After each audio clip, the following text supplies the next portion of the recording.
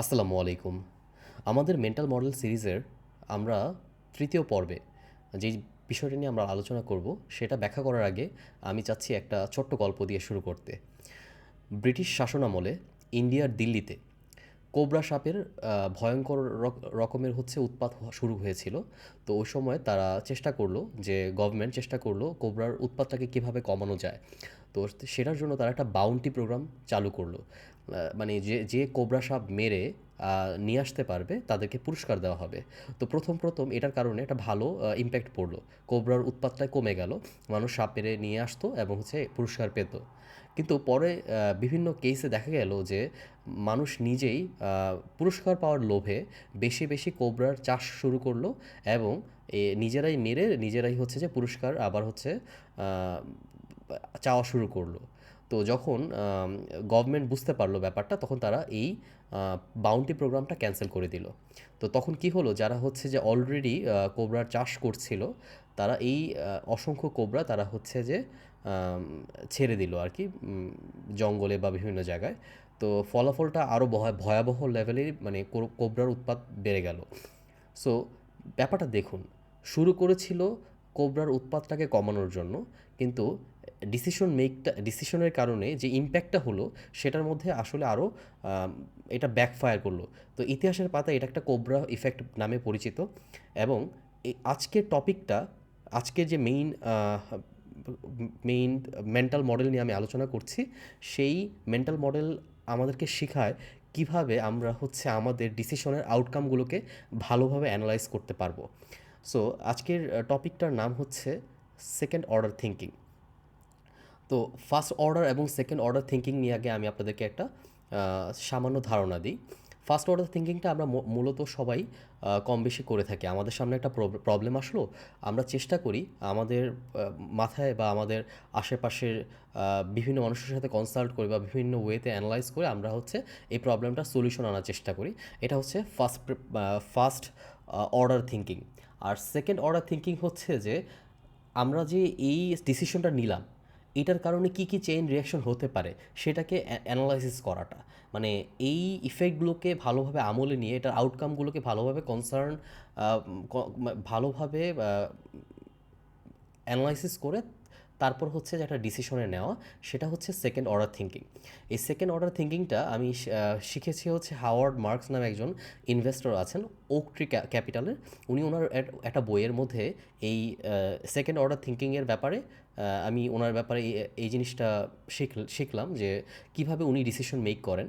তো ওনার একটা কথা ছিল যে ফার্স্ট অর্ডার থিঙ্কিংটা মোটামুটি সবাই করে, কিন্তু সেকেন্ড অর্ডার থিঙ্কিংটা করার জন্য অনেক ডেপথে চিন্তা করা লাগে। যেটা এই যে বিভিন্ন রকমের ইনসেন্টিভ থেকে মানুষের বিহেভিয়ারাল কীভাবে চেঞ্জ হয় এবং এটার কি আউটকাম হয়, এটা চিন্তা করতে পারলে আমাদের ডিসিশনটা অনেক শক্ত হবে এবং অনেক বলা যেতে পারে আমাদের জন্য সুদূর প্রসারী হবে। সো এটাকে যদি আমরা একটা এক্সাম্পল দিয়ে ব্যাখ্যা করি, ধরে নেন আপনি একটা ই কমার্স রান করছেন। ই কমার্সের মধ্যে আপনি দেখতে পাচ্ছেন যে আপনার সেলস কম। তো বিভিন্ন বিভিন্ন মার্কেটিং পার্সনস আপনাকে হয়তোবা এরকম একটা বুদ্ধি দিতে পারে যে আপনি একটা কাজ করেন, ডিসকাউন্ট দেন, যেটা ডিসকাউন্ট দিয়ে আপনি আপনার সেল ইনক্রিজ করার চেষ্টা করেন। এবং এটা কিন্তু হবে, আপনি যদি ডিসকাউন্ট দেন অনেক মানুষই কিন্তু আপনার প্রোডাক্টস কিনবে। কিন্তু এটার আউটকামটা কী হবে? মানুষ বুঝে যাবে যে আসলে এই প্রোডাক্টটার দাম এরকম। আপনি যদি ফ্রিকোয়েন্টলি এটা করেন, তখন কি হবে যে তারা ডিসকাউন্টের জন্য ওয়েট করবে। যখন আপনি ডিসকাউন্ট দিবেন তখনই এটা কিনবে। কেউ বেশি দামে কিনবে না, আনলেস এটা একটা ইমার্জেন্সি বা কোনো একটা মানে বলা যেতে পারে এটা না কিনলেই নয়। মানে আর্জেন্ট কোনো নিড না থাকলে সেটা করবে না। সো এটাই আমাদের main point. Second order thinking আমাদেরকে শেখায় কীভাবে আমাদের ডিসিশনগুলো কে আমরা এমনভাবে অ্যানালাইসিস করতে পারি যাতে এটা আমাদেরকে ব্যাকফায়ার না করে, কোবরা ইফেক্টের মতন। সো কীভাবে আমরা এই ডিসিশনসটাকে মেক করতে পারি?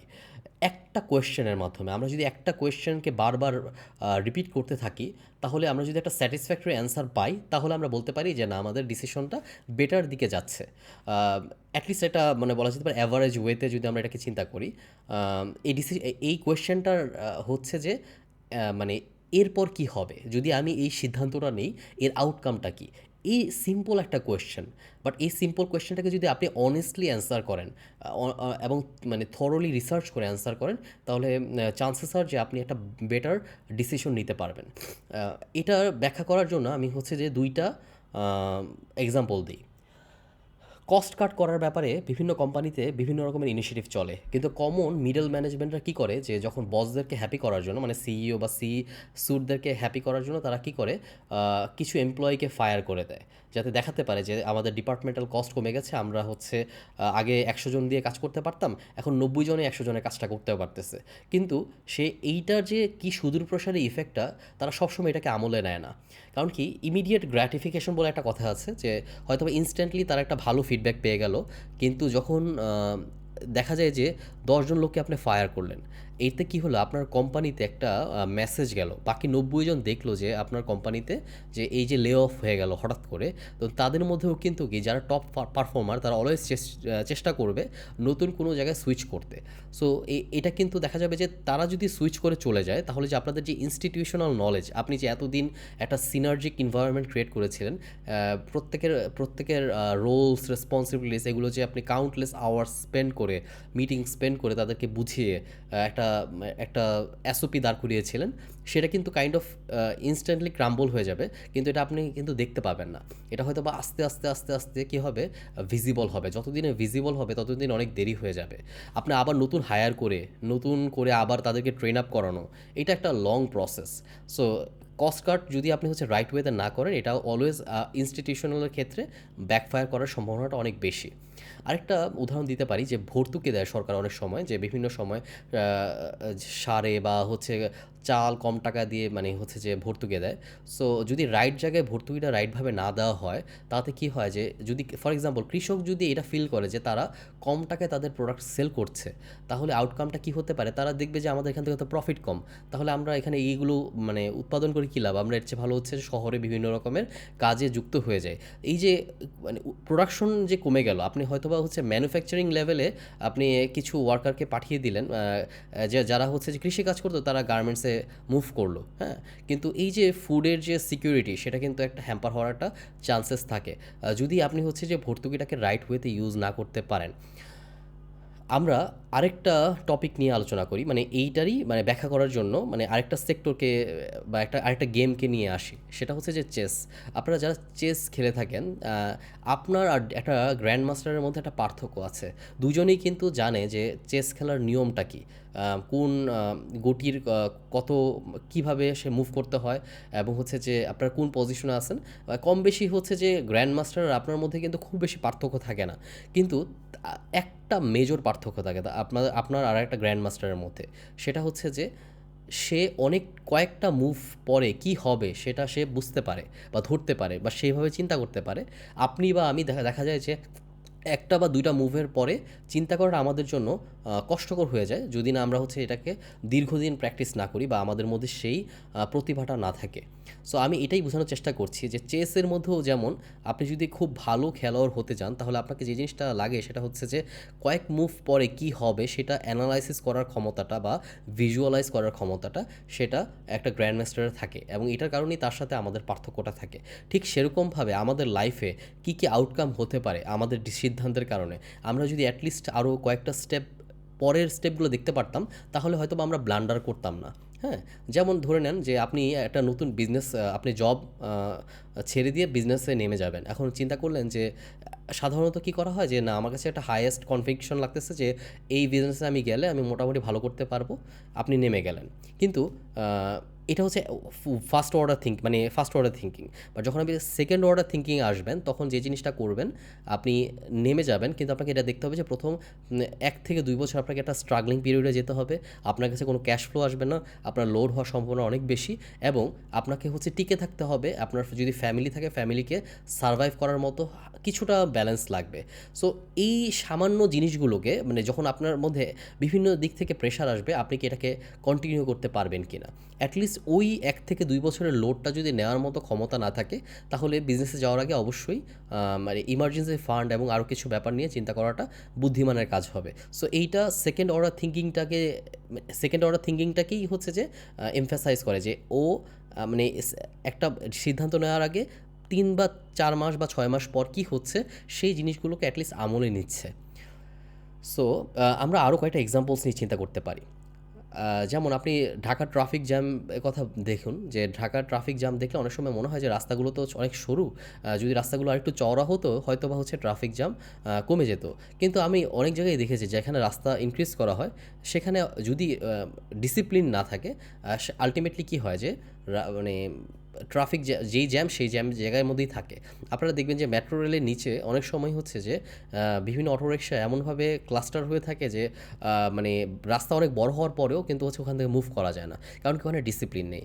আবার যখন আপনি রাস্তা অনেক বড় করেন তখন কি হয় বেশি মানুষ গাড়ি কেনে, এবং বেশি মানুষ যখন গাড়ি কিনবে তখন কিন্তু ট্রাফিক হওয়ার সম্ভাবনাটা আরও বেশি হয়।